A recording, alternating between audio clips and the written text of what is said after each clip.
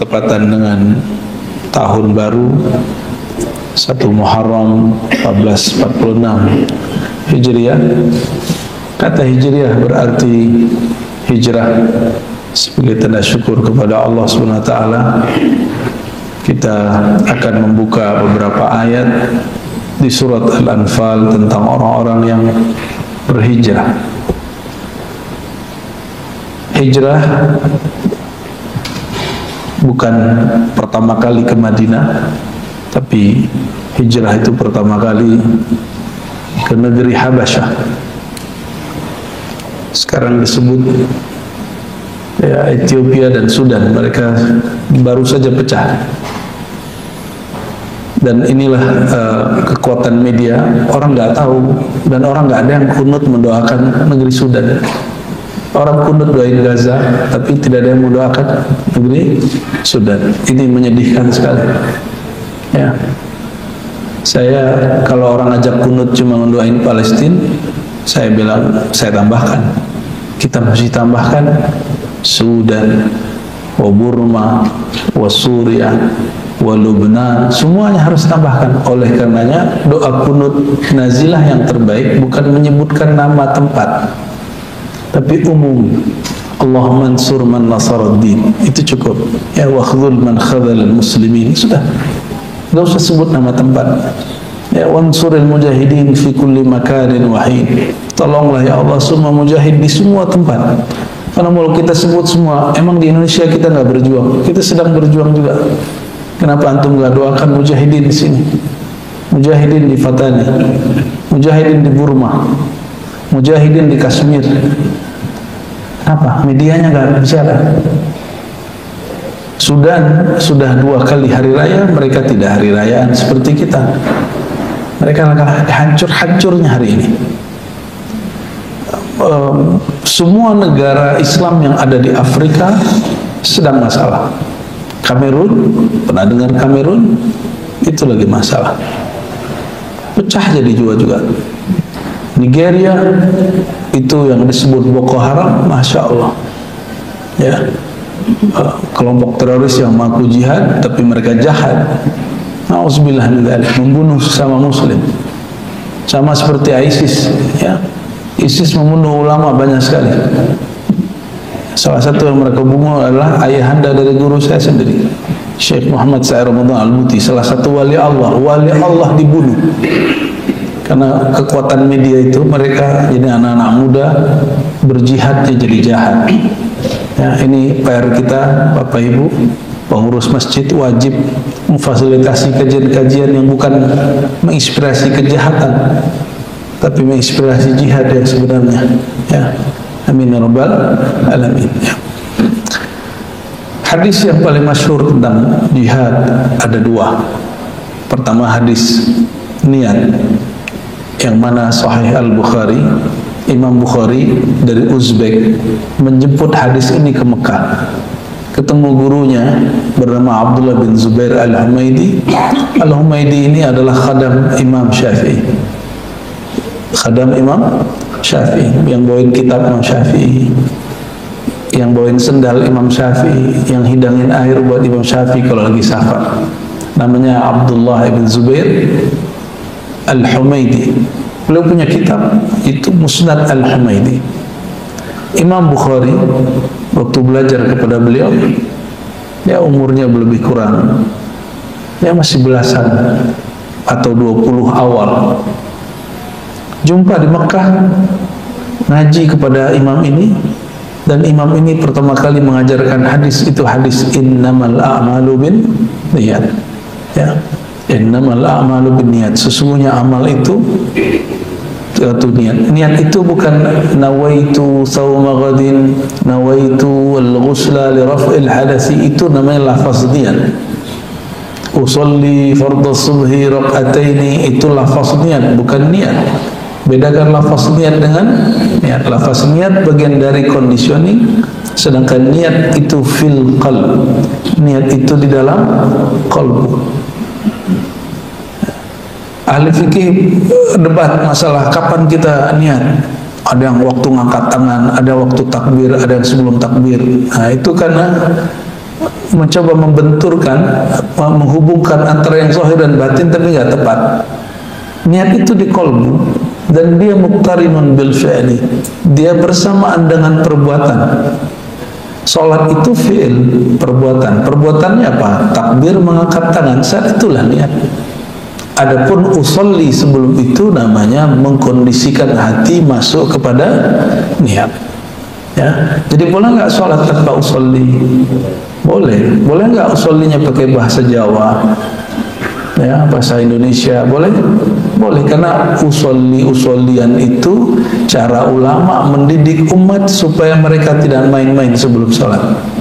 Ya, maka di ujung usolli ada lillahi ta'ala. Ya.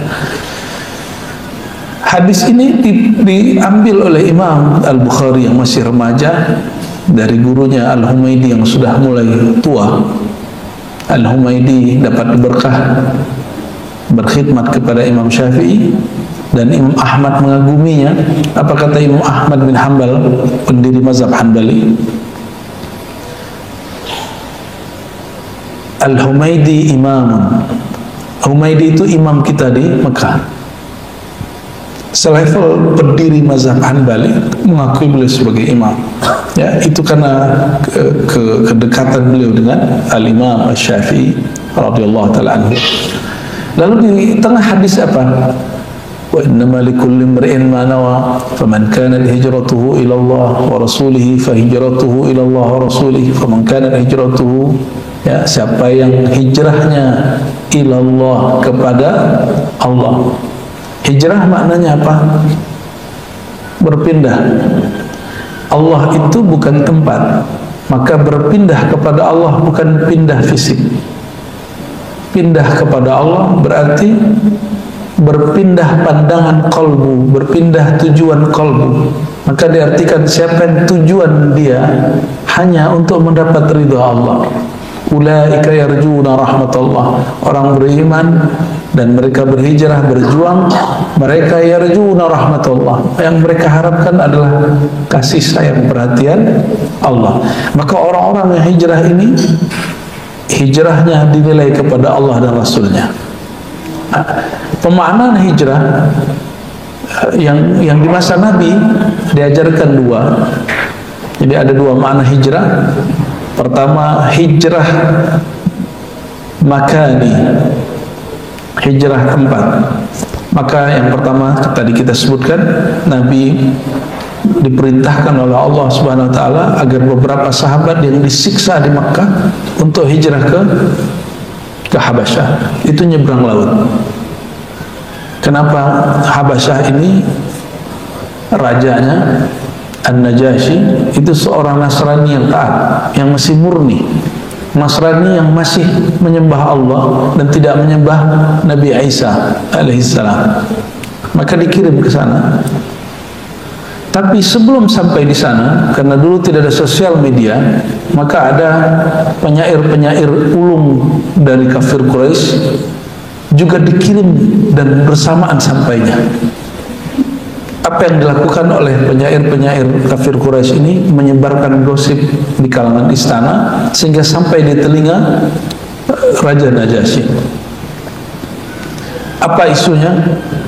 Jadi sudahlah mereka menyiksa orang-orang ini. Ketika orang ini berangkat ke setempat, orang ini pun dikata-katai, orang-orang ini pun dijelek-jelekin. Nah, coba perhatikan hari ini. Ini sifat orang-orang kafir Quraisy di zaman itu.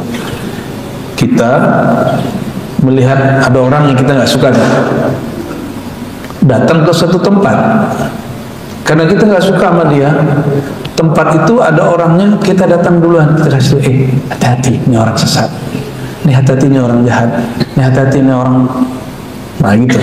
Sebelum orang itu datang, kita sudah menyebar isu dulu. Atas nama ustadzkah, atas nama dakwahkah, atas nama mengingatkan wasiat antara sesama mukmin. Tapi orang-orang hari ini kena waswas syaitan, ya akhirnya mereka mengira menghasut itu bagian dari wasiat bittaqwa. Orang mengira hari ini menghasut itu, menyebar fitnah itu, menyebar gosip dan memprovokasi itu bagian dari jihad fisabilillah. Begitu jahatnya syaitan itu kemudian mempengaruhi banyak manusia, sehingga manusia, tubuhnya manusia, batinnya syaitan. Akhirnya Sayyidina Muhammad SAW yang mengirim para sahabat, ya, dapat ujian lagi di sana, tapi beliau masih di Mekah, ya. Raja Najasyi karena diajarkan dalam ajaran-ajaran, ya, Injil itu sebutan Alkitab dalam bahasa Suryani,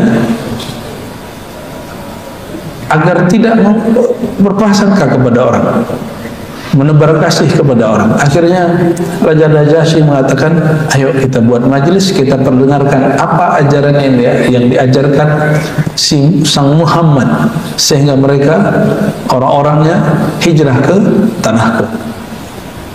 Dan dibacakanlah oleh seorang, ya, keluarga Nabi Muhammad SAW satu surat, yaitu surat Maryam. Kaf ha ya ain sad dzikra rahmati rabbika, apa itu tentang cerita tentang Nabi Zakaria, lalu tentang Nabi Yahya, lalu masuk kepada cerita Nabi Isa, Maryam, sampai di kisah-kisah Sayyidatuna Maryam, Sayyidina Isa. Itu Raja Najasyi nangis. Raja Najasyi nangis. Oleh karena kondisi inilah, maka di beberapa tempat di Quran diceritakan ahli kitab itu tidak semuanya sama, ya, ada mereka yang ahli tahajud, ada yang mereka hatinya lembut, ada yang mereka yang suka menghasut. Maka ahli kitabnya terbagi dua. An-Najasyi ini termasuk ahli kitab yang pertama, yang hatinya lembut, suka menghidupkan malam, suka menyebar kasih sayang. Ya, Raja Najasyi jangan dibayangin rajanya kayak gagah-gagah kayak raja-raja putih gitu, enggak, hitam, Pak. Ya, orang Afrika kebanyakan.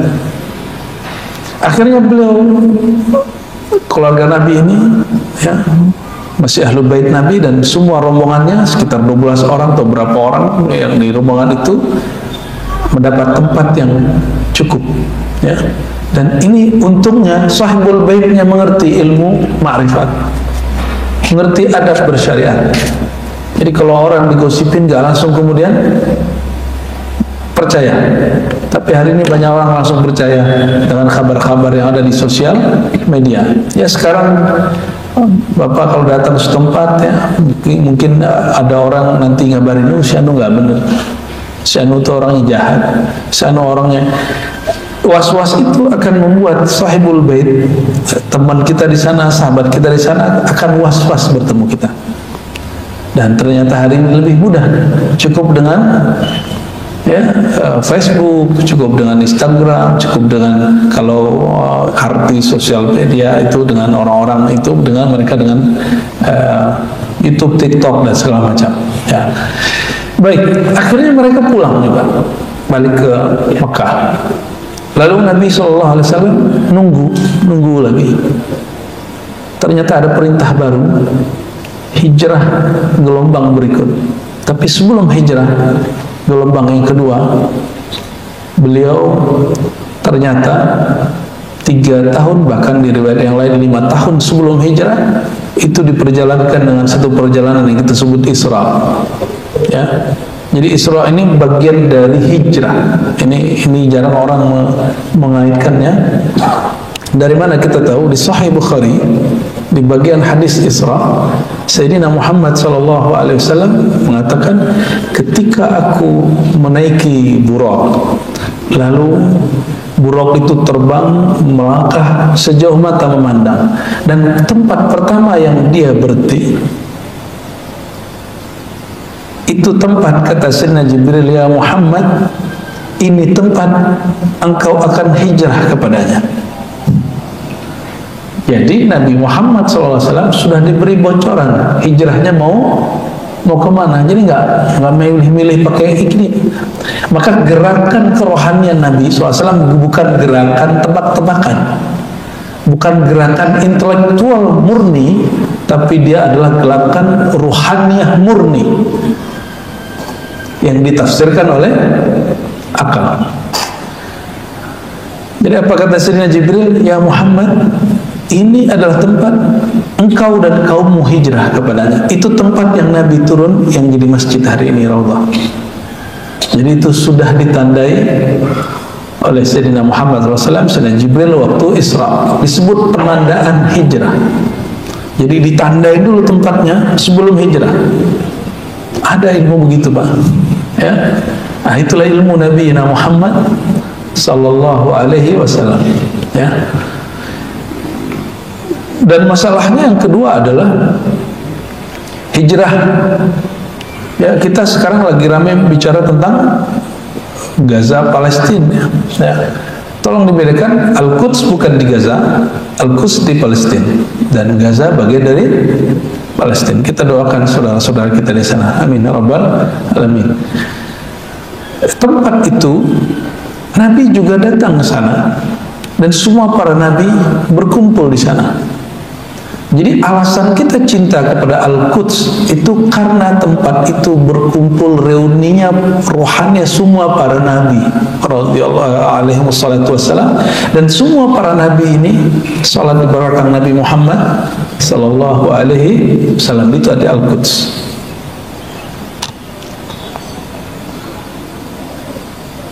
Apa yang paling membingungkan bagi sebagian orang?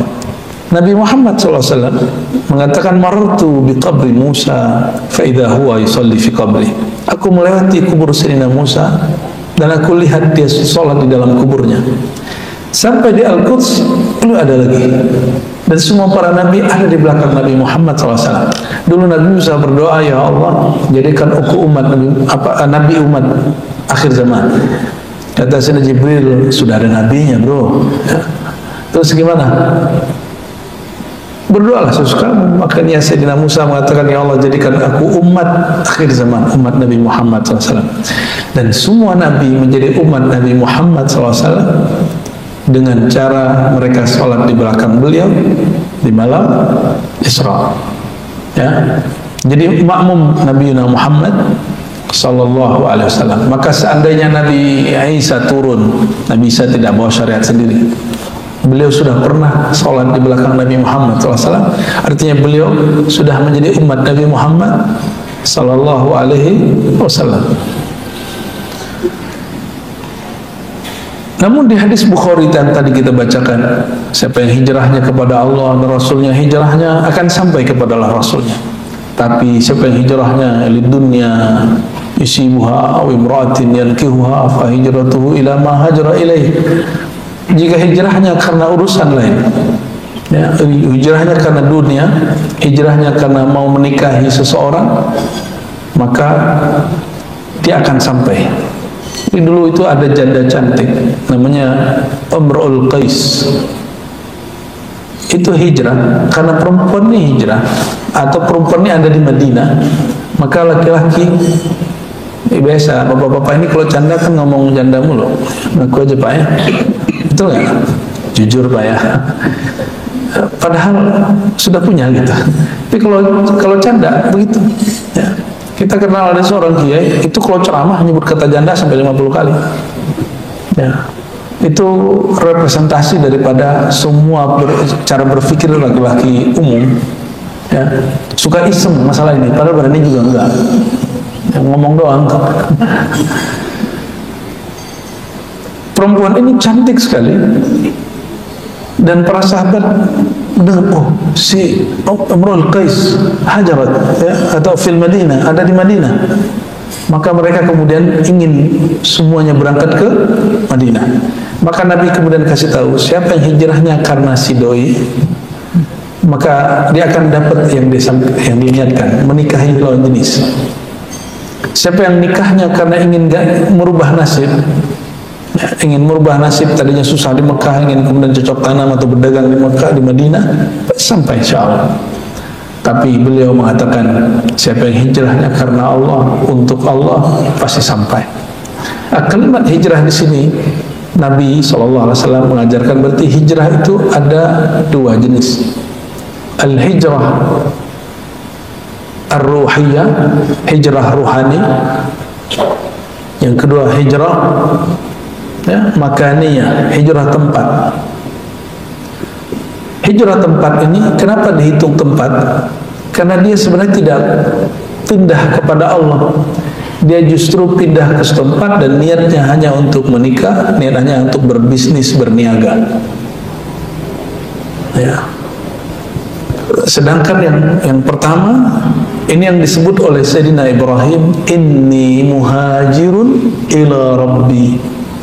Sesungguhnya aku berhijrah kepada Rabbku, Allah Subhanahu wa ta'ala. Sayyidina Ibrahim itu adalah orang yang mengajarkan hijrah dalam pengertian yang sebenarnya.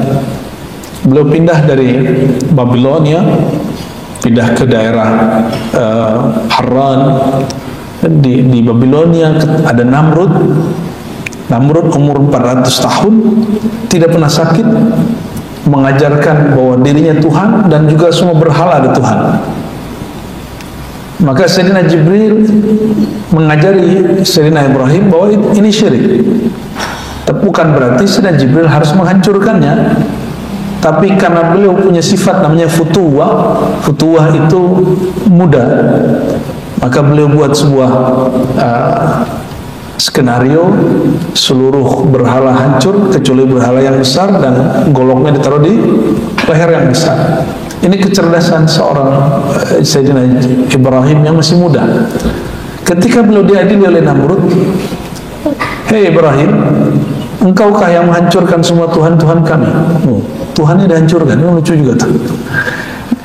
Nabi Ibrahim senyum. Loh, kenapa saya? Itu lihat goloknya ada pada Tuhanmu yang paling besar. Inilah masuk ilmu logika, disebut ilmu mantik. Mantik Sayyidina Ibrahim. Apa kata mereka? Kata Namrud, hei Ibrahim, itu patung-patung tidak dapat bicara, tidak dapat bergerak. Tidak mungkin satu patung menghancurkan patung yang lain. Nabiullah Ibrahim tersenyum lebih lebar. Apa kata beliau? Tuh, engkau sudah tahu itu berhala, tidak dapat berbicara, tidak dapat bergerak, tidak dapat mengganggu kiri kanannya, apalagi membantu kalian. Lalu kenapa kalian sembah? Ya, disitulah kemudian Sayyidina Ibrahim yang dia benar tapi tetap dianggap salah oleh penguasa di zamannya. Ini yang disebut oleh para ulama bahwa ilmu mantik, ilmu logika bukanlah ilmu dari filsafat Yunani. Filsafat Yunani, ilmu mantik itu justru ilmu Sayyidina Ibrahim alaihissalatu wassalam. Jadi Nabi Ibrahim dapat wahyu untuk berbicara seperti itu, lalu beliau mengalahkan orang-orang yang di Babilonia dan tempat-tempat yang lain. Ya. Ilmu ini dibawa, ya, orang-orang Yunani ini kan ngambil ilmu hisab, perhitungan, baca pergerakan alam. Itu diambil dari India, dari Babilonia, lalu mereka kembangkan, maka menjadi peradaban Yunani. Ya, peradaban itu kemudian yang disebut Hellenism, ya. Hellenism itu tadwiriyah, ya, pencahayaan atau penerangan, pemikiran, kemajuan. Semua itu berkat daripada ilmu mantik Sayyidina Ibrahim alaihissalatu wassalam. Baik. Jadi apa kata Sayyidina Ibrahim? Inni muhajirun ila rabbi. Sungguh aku berhijrah kepada Tuhanku. Allah karena bukan di satu tempat, Allah bukanlah benda, maka hijrah kepada Allah adalah hijrah ruhiyah. Karena ruh tidak juga bertempat. Ruhnya di mana Pak? Di kepala, di kaki, di tangan. Di mana ruh kita? Kalau orang yang lagi tidur gitu, ruhnya lagi di mana tuh? Ruhnya lagi genggam sama Allah. Kalah tuh, sudah mendengkur tuh. Kelelahan tuh, bangunin tuh. Bangunin. Jadi roh kita tidak menempati tubuh, dia hanya berkait dengan tubuh, dia hanya berkait dengan tubuh. Yang disebut meninggal, kaitannya putus, diputus kaitannya, ini yang disebut wafat, ini yang disebut maut. Tubuh kembali ke tanah, roh kembali melanjutkan perjalanannya. Maka ulama kita Imam Ghazali mengatakan tubuh ini markabur ruh, adalah kendaraan ruhani semasa di dunia. Makanya tubuh kita ada umurnya. Ya, dulu masih segar, sekarang sudah mulai sakit-sakitan. Ya, yang sudah di atas 40 tahun sudah mulai kolesterol, sudah mulai darah tinggi, sudah mulai gula, apalagi saking manisnya itu ya. Saking manisnya pada sakit gula. Sayyidina Ibrahim mengajarkan hijrah itu bukan hijrah makani, tempat saja, tapi hijrah ruhani. Hijrah rohani. Nah, di dalam surah Al-Anfal, ada surah Al-Anfal, nanti silakan dilihat. Mulai dari ayat 72 sampai 74. Kita baca ya 75 masuk. Kita baca yang 74 aja karena ayatnya panjang. Bismillahirrahmanirrahim. Walladzina amanu wa hajaru wa jahadu fi sabilillah. Dan orang-orang yang beriman, wa hajaru dan berhijrah, wa jahadu dan berjihad fi sabilillah, di jalan Allah, walladzina awau, ya, dan orang-orang yang membantu, menolong, menyerahkan rumahnya. Ini orang Ansar. Jadi orang beriman, berhijrah dan berjihad, ini kelompok disebut muhajirin. Walladzina awau wa nasaru, dan orang-orang yang meminjamkan rumahnya, memberikan hartanya, ya, wa nasaru dan nasar, ansar, mereka menjadi kaum ansar. Itu kata ansar dari kata ini, au nasaru, mereka nasar. Apa arti nasar? Mereka membantu yang berhijrah. Ulaika humul mu'minuna haqqa, baik muhajirin ataupun ansar, mereka lah mukmin sejati. Ya, mukmin sejati itu orang yang mau meninggalkan tempat yang dia sudah sangat suka. Jadi nggak boleh cinta tanah, cinta rumah nggak boleh. Rumah dan tanah itu hanya sebatas fasilitas, nggak boleh dicintai. Jangan masukin mobil rumah ke dalam kolbu. Ya. Kalau rumah mobil masuk kolbu, ke bawah dalam sholat. Sholat mikirin rumah, sholat mikirin mobil. Ini yang terjadi pada orang sholat, tapi lupa, saya udah kunci mobil itu belum, motor itu belum. Itu cinta kendaraannya masuk ke dalam kolbunya. Akhirnya dalam sholat dia bukan menyembah Allah, tapi dia menyembah kendaraannya. Ya. Sama, pekerjaan gak boleh masuk ke hati, cukup masuk pikiran. Pikiran kita boleh berpikir banyak, tapi kolbu dia hanya maunya Allah Subhanahu wa ta'ala. Baik muhajirin ataupun ansar, mereka lah mukmin sejati. Lahum maghfiratun, ada jaminan untuk muhajirin dan ansar. Lahum, bagi mereka maghfirah, ampunan. Maka orang yang hijrah di zaman Nabi SAW dan orang-orang yang membantu orang hijrah, dijamin dosanya diampuni. Kalau sudah diampuni, warizqun karim, dan rezeki yang mulia, yang murah, dari Allah yang Maha Pemurah, maksudnya surga. Bahkan dimulai dari masa mereka di dunia sudah merasakan keindahan itu. Rezeki yang paling mahal Bapak Ibu itu rezeki iman dan saudara seiman. Makanya tolong jangan ikut-ikutan ribut-ribut soal nasab. Jangan ikut-ikutan ribut masalah si fulan Suryani apa, nggak usah ya, nanti merusak ukhuwah Islamiyah kita.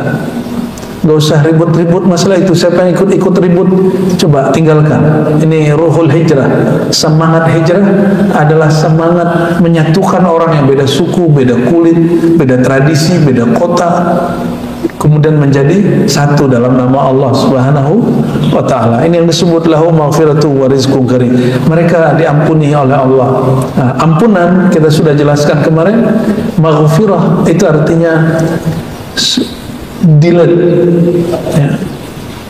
Allah menghapus memori-memori atau efek-efek daripada zulumatuz zan, ya, gelapnya dosa. Nah, itu arti daripada maghfirah. Sering dengar kata maghfirah ya? Ada namanya maghfirah, atau ada masjid maghfirah, ada mushaf maghfirah. Mushaf apa nih? Ya. Banyak sekali istilah maghfirah. Maghfirah artinya penghapusan dosa. Oleh karenanya yang diampuni dosanya dan yang dijamin masuk surga tidak hanya 10 sahabat Nabi radhiyallahu taala anhum, tapi 124.000 sahabat dijamin masuk surga, diampuni semua dosanya. Namun itu bertahap, kelompok ini begitu ya. Orang yang hijrah, lalu ahlul badar, lalu orang ikut perang Uhud, terus sampai kemudian limitnya adalah nanti Nabi SAW menaklukkan Mekah, merebut kembali Mekah. Itu limitnya, tahun 8 Hijriah. Orang yang beriman sebelum Fathu Mekah beda statusnya dengan orang yang beriman setelah Fathu Mekah. Orang yang beriman ya sebelum terjadi fitnah puncak akhir zaman, khuruj Dajjal, Al-Mahdi, datangnya Dajjal, munculnya Al-Mahdi, itu beda dengan orang yang beriman, yang mengerti masalah ini setelah itu terjadi. Itu beda ya, itu mirip-mirip seperti itu. Kita kembali ke ayat ini. Orang-orang yang disebutkan di sini Muhajirin dan Ansar, kita lihat sama-sama berkorban. Muhajirin berkorban meninggalkan hartanya, tanahnya, kampungnya. Orang Ansar mengorbankan kepemilikannya untuk dipakai oleh orang-orang yang hijrah.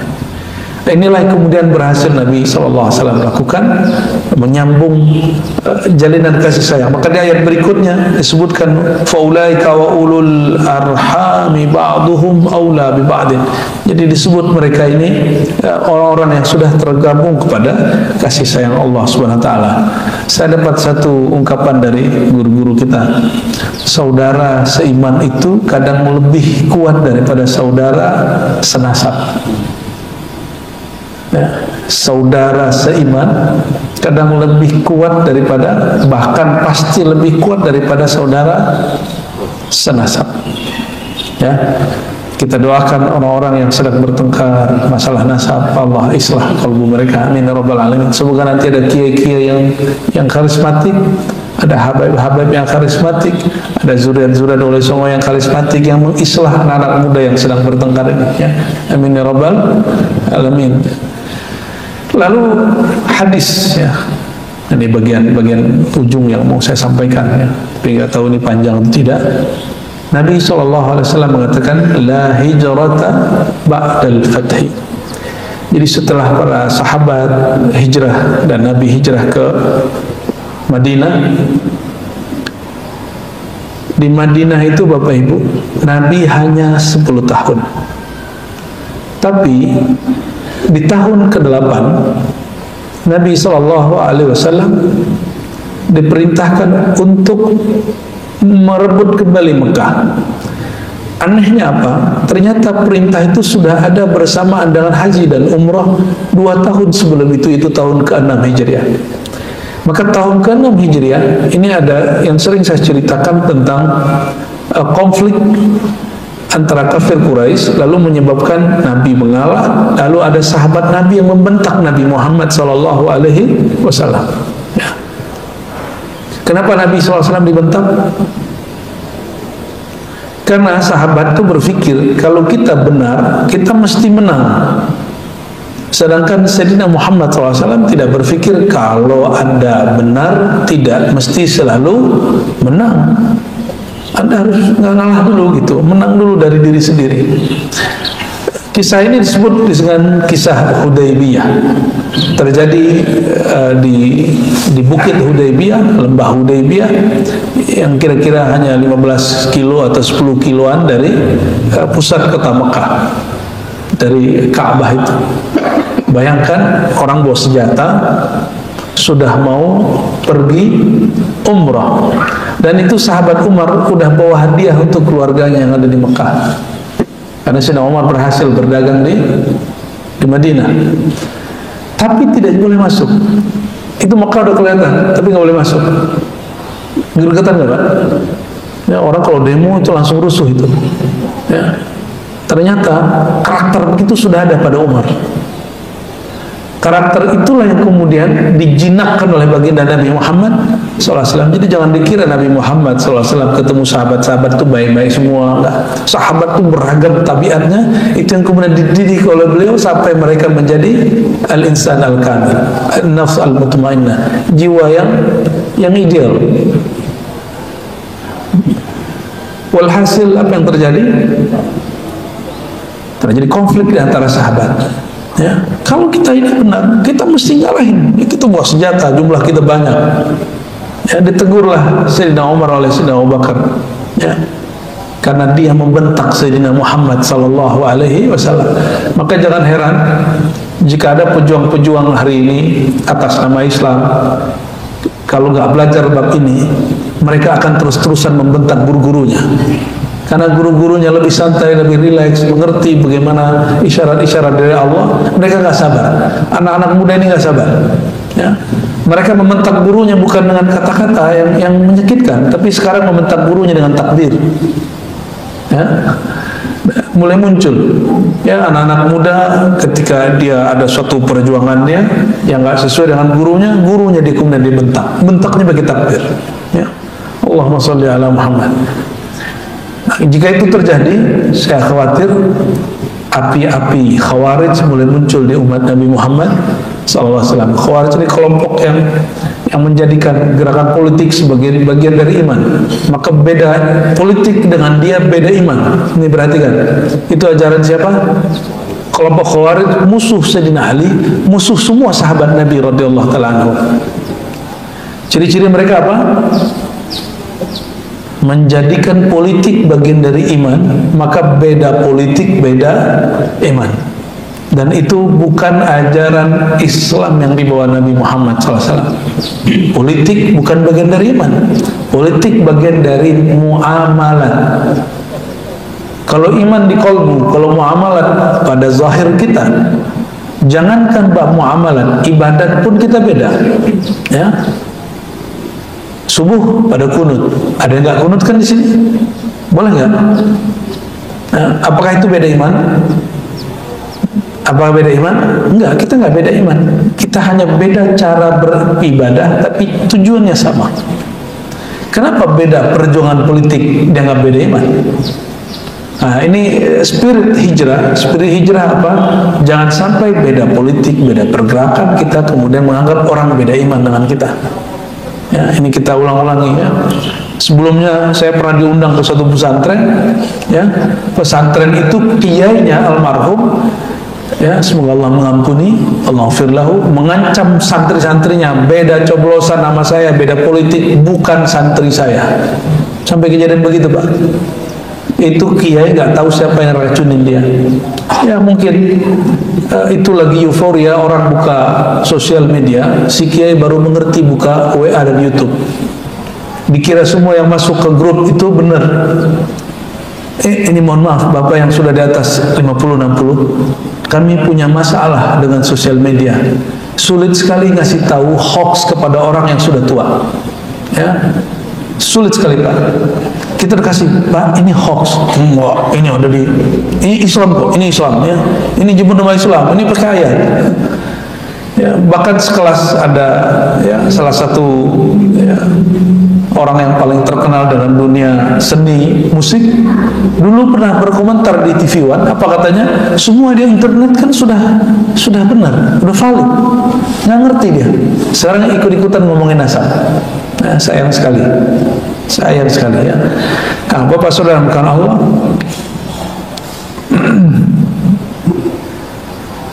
Orang-orang yang berhijrah di zaman Nabi Sallallahu Alaihi Wasallam yang mereka bawa, ternyata Nabi Sallallahu Alaihi Wasallam ada menangkap di hati mereka ada sesuatu selain niat kepada Allah Subhanahu Wa Taala. Setelah Fathu Mekah, para sahabat ini yang tadinya sudah di Madinah sudah mendapatkan yang mereka niatkan, Nabi kemudian membuat garis la hijrata ba'dal fathi. Ini hadis yang sahih. Tidak ada lagi hijrah berpindah dari satu tempat ke tempat lain dalam pengertian yang zahir. Ba'dal fathi, setelah Mekah kembali direbut oleh orang Islam, ya. Walakin jihadun wa niyah, yang ada hanyalah jihad dan niat. Jihad dan niat. Jihad artinya apa? Jihad itu melawan orang kafir atau melawan sesama muslim? Yang disebut jihad. Kalau milih presiden jihad gak? Sesama muslim kok. Ya, maka orang-orang yang menggunakan ayat untuk kepentingan politik itu penistaan dan harusnya mereka dilaporkan seperti Ahok dulu dilaporkan. Tapi mereka nggak ada yang dilaporkan. Justru mereka yang tukang lapor dulu. Ya, saya pengajar ilmu tafsir juga Bapak Ibu. Ya, kami mengamati bagaimana orang-orang yang demo memperkosa ayat-ayat Allah Subhanahu Wa Taala. Bagaimana orang-orang yang sudah teracuni otaknya, lalu kemudian meracuni orang lain dengan menggunakan ayat-ayat Allah. Ya, bacain ayat. Ayat itu nggak ada kaitan sama demo, nggak ada kaitan sama pemilihan umum. Coba saya mau tanya, Rasulullah SAW di masa beliau ada pemilihan presiden nggak? Ada nggak? Ada partai A, partai B nggak? Ada Jokowi, Prabowo nggak di situ? Ada SBY nggak di situ? Ada Soeharto? Nggak ada. Lalu kenapa ayat itu dipakai untuk masalah pemilihan presiden? Maka orang yang menggunakan ayat itu bukan pada tempatnya. Saya khawatir termasuk kepada orang yang disebutkan dalam hadis Nabi, man fassara al-Quran bira'yihi faltabawwa maq'adahu minan nar. Siapa yang mencoba mencocok-cocokkan, mentafsir-tafsirkan Quran dengan ra'yunya, dengan kepentingan-kepentingannya, maka siap-siap tempat tinggalnya, tempat duduknya api neraka. Ya, maka kita melihat mereka udah kayak neraka, ngomongnya udah kayak neraka, ya, meneraka-nerakakan orang. Auzubillah min dzalik. Ya, perempuannya berjilbab, laki-lakinya pakai baju orang-orang yang soleh. Disitulah baru kita faham kalimat yang ketiga, walakin jihadun wa niyah. Jihad. Ini waniyah, ini pembacaannya ada dua, waniyatin dan niat. Tapi ulama ahlullah mereka bacanya jihadun waniyatan. Waw di situ namanya waw ma'iyah, jihad bersamaan niat. Jihad berdasarkan niat. Niatnya apa? Ya. Yang paling lucu, orang-orang mengatakan bahwa menerima asas Pancasila itu adalah kufur. Maka berjihad untuk menghancurkan negeri ini itu bagian dari jihad. Ini orang nggak membaca. Pancasila pertama bunyinya apa, Pak? Ketuhanan yang Maha Esa. Itu syirik kan? Tauhid kan? Jadi Pancasila disebut tauhid. Kalau Anda tidak suka dengan Garuda, nggak usah lihat Garudanya. Garuda itu nggak ada urusannya dengan Pancasila. Garuda itu cuma simbol. Pancasila itu sendiri. Waktu dirumuskan Pancasila, nggak ada gambar Garuda. Pancasila itu yang merumuskan pejuang-pejuang, mujahid-mujahid di negeri ini. Ya, itu alut, mulai dari ketuhanan Maha Esa-nya ditaruh nomor berapa dan akhirnya ditaruh paling atas. Ya, ketuhanan yang Maha Esa, di mana syiriknya, di mana tauhidnya? Itulah aneh-aneh kelompok-kelompok ekstrim yang akalnya sudah keracun. Ya, akhirnya tidak membaca isi sesuai dengan apa yang tertulis. Bapak Ibu saudara karena Allah, maka semangat Muharram itu semangat jihad wa niyah bersamaan dengan niat. Dan tadi ikutin kaidah yang awal, an-niyatu, niat itu adalah amal yang muqtarin, amal hati yang bersamaan dengan gerak badan. Jadi kalau mau umroh, saya pengen umroh, itu belum niat, itu namanya angan-angan. Tapi kalau Bapak Ibu sudah nabung, Itu namanya sudah niat. Saya ingin ngaji, saya ingin belajar kepada fulan, datangi tempatnya. Tempatnya jauh, ya sudah niat lalu nabung. Saya nanti akan mulai buka tanggal. Saya tanggal sekian mau ikut ngaji. Ya, jangan seperti beberapa sahabat kita, meninggal si guru yang dia inginkan, dia nangis, ya Allah, saya sudah ingin ngaji 3 tahun lalu tapi nggak sempat. Sekarang guru sudah meninggal. Itu namanya tangisan palsu. Itu tangisan palsu ya. Dan sekarang kita beruntung ada sosial media. Bapak Ibu rahmatullah Allah, inilah inti daripada 1 Muharram. La jihad, la hijrata ba'dal fathi. Setelah tahun ke-8 Hijriah, maka tidak ada lagi hijrah secara zahir, yang ada hijrah secara maknawi, yang berarti jihad, perjuangan bersamaan dengan niat. Berarti inti dari semua hijrah ada pada ada niat, dan niat ada pada qalbu. Atas dasar itu ulama kita sepakat mengatakan ma'rifatu ilmil qalbi wajibatun. Mengenal, mengetahui, mempelajari ilmu qalbu, ilmu hati, hukumnya wajib. Maka setiap 1 Muharram itu tidak akan ada makna kalau kita nggak belajar qalbu. Dan mohon maaf Bapak Ibu, guru itu ada 2 jenis. Ada guru da'i, ada guru murabbi, muallim. Guru da'i mendatangi Bapak. Saya sekarang lagi tugasnya da'i, maka saya datang ke masjid ini. Ya, ilmunya dihantarin. Tapi kalau mau membersihkan kolbu, cari, datangin guru. Gurunya disebut muallim murabbi, bukan muallim da'i. Jadi muallim yang pendakwah, berceramah, tabligh akbar, jadwal rutinan tiap bulan, tiap minggu, itu terus itu namanya muallim da'i. Muallim da'i dia tidak sampai membentuk karakter orang, tapi muallim murabbi, itulah sifat Nabi Muhammad SAW. Apa kata beliau? Innama bu'ithtu muallima. Dengan apa Rasulullah SAW mengisi hijrahnya? Aku hanyalah diutus sebagai muallim, guru.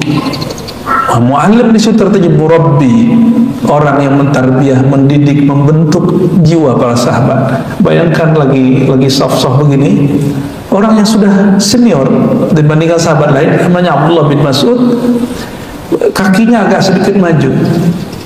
Lalu Nabi mundur dari tempat imam, dan beliau kemudian mendorong sedikit dadanya, ya mundur sedikit, dirapi-rapin satu-satu. Enggak seperti orang baca kisah Sayyidina Umar, ya. Dia baca kisah tapi separuh-separuh. Ya, Sayyidina Umar meluruskan saf dengan pedang. Akhirnya si imam ketika memandang orang lagi sholat, memandangnya seperti kayak membunuh orang, ya, kayak mau makan orang. Ini ente baca kisah nggak sesuai. Sayyidina Umar begitu karena perang kalah, lalu diingatkan oleh orang-orang tua sahabat, hei Umar, jika engkau sholat saja tidak bisa ngatur, gimana engkau bisa ngatur lagi jihad? Jika saf sholatmu tidak benar, bagaimana saf qalbumu saat berjihad? Maka Sayyidina Umar ketika meluruskan saf, jadi melihat hati sahabat itu cukup lihat safnya. Lurus ini pakai pedang, dulu kan nggak ada garis begitu, dulu dibuatlah garis dengan pedangnya, barulah saf itu lurus dan hati para sahabat kemudian mau dididik. Itu musim perang. Kalau Nabi lagi musim hari biasa murabbi, apa yang melakukan? Boleh pelan-pelan kasih tahu, sawu sufuwakum, nggak pakai buka galak Bapak Ibu, ya. Imam kita saking santainya, sawu sufuwakum, ngeliatnya ke depan. Kebanyakan masjid begitu, ya. Sawu sufuwakum harus lihat ke orang, ya. Sawu sufuwakum, siapa yang paham? Kalau nggak santri nggak paham, maka terjemahkan ke bahasa Indonesia. Luruskan saf, rapatkan saf. Karena nggak semua orang ngerti bahasa Arab, nggak semua orang pernah pergi ke Mekah. Kalau di Mekah kan sebelum sholat kan ada yang mengumumkan sawu sufuwakum, imamnya atau bilalnya. Jadi belajar hijrah, sekarang itu belajar ilmu qalbu. Dan belajar itu Bapak Ibu, tolong setelah ini carilah guru dai murabbi, ya. Jangan belagu, mohon maaf Pak. Oh, saya bisa datang ustaz ke rumah. Ente belagu bener, ya. Emang bisa bayar ustaz berapa? Emang ilmu yang ada di qalbu ustaz itu bisa dibayar? Emang bisa kemudian bayar? Kalau untuk baca Quran bisa bayar, tapi makna Quran nggak bisa dibayar.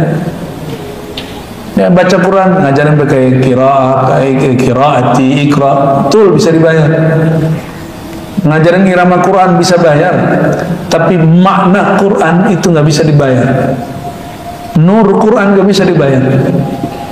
Jadi selama ini kita miskonsepsi terhadap hijrah dan cara mengisi hijrah.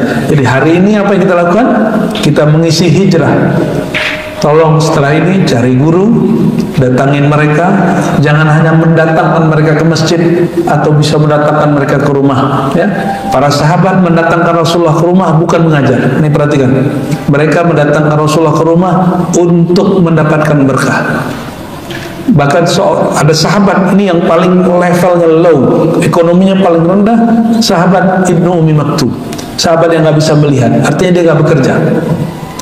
Nabi diundang untuk makan di rumahnya pun dia datang, apalagi sahabat yang kaya. Ketika datang, apa yang Nabi tanyakan? Wahai Ibnu Ummi Maktum, di mana engkau mau aku sholat memberkati rumahmu? Gitu maksudnya. Maka dia kemudian memilih satu tempat yang kemudian dia jadikan musola. Belum jadi musola, berkat Nabi sholat di situ, tempat itu dijadikan musola oleh Ibnu Ummi Maktum. Ini perhatikan ya, mengisi hijrah bukan saja mendatangkan guru, tapi datangilah guru. Ya, kalau kita mendatangkan guru bukan supaya dia jadi guru tetap di rumah. Nah, tapi supaya keberkahan tetap ada di rumah. Boleh dia ceramah di rumah, boleh, gak apa-apa. Tapi bukan itu tujuan aslinya, tapi supaya rumah kita diberkahi oleh Allah Subhanahu wa Ta'ala. Ya. Semoga tahun ini 1446 kolbu kita sudah mulai ketemu petanya, GPS-nya, ya, kemana mau dituju, siapa yang mau dicari.